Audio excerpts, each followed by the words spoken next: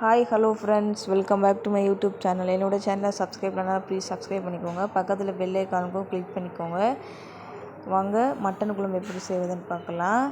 இப்போ பேஸ்ட் அரைச்சிக்கலாம்.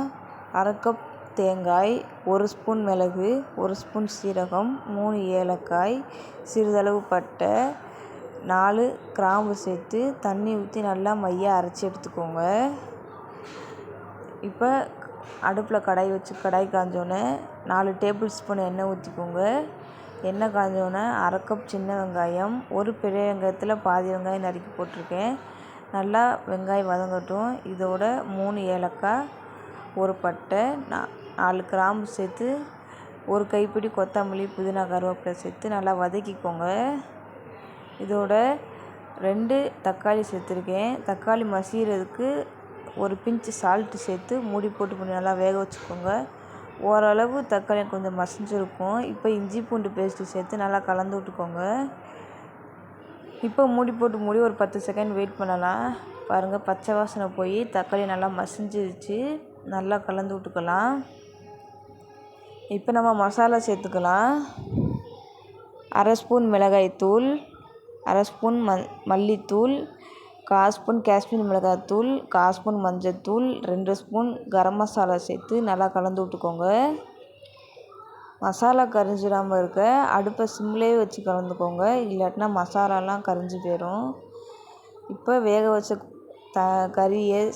கறி தண்ணி ஊற்றிக்கலாம்.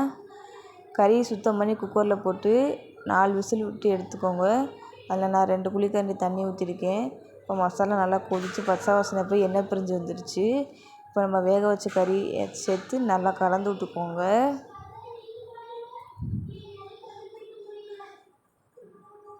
இப்போ நல்லா கலந்து விட்ட பிறகு வேக வச்ச கறி தண்ணியையும் சேர்த்துக்கோங்க.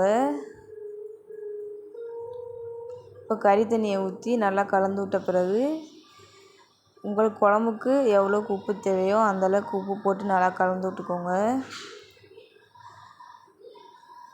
நீங்கள் கறி மட்டும் போட்டு கூட கறி குழம்பு செய்யலாம். நீங்கள் கத்தரிக்காய், உருளைக்கிழங்கு போட்டும் செய்யலாம். நான் வெறும் கறியை போட்டு மட்டும்தான் செஞ்சுருக்கேன். இப்போ நல்லா கொதி வந்துருச்சு. இப்போ நம்ம அரைச்ச தேங்காய் பேஸ்ட்டை ஊற்றி நல்லா கலந்து விட்டுக்கலாம். இப்போ கொதி வர வரை வெயிட் பண்ணலாம்.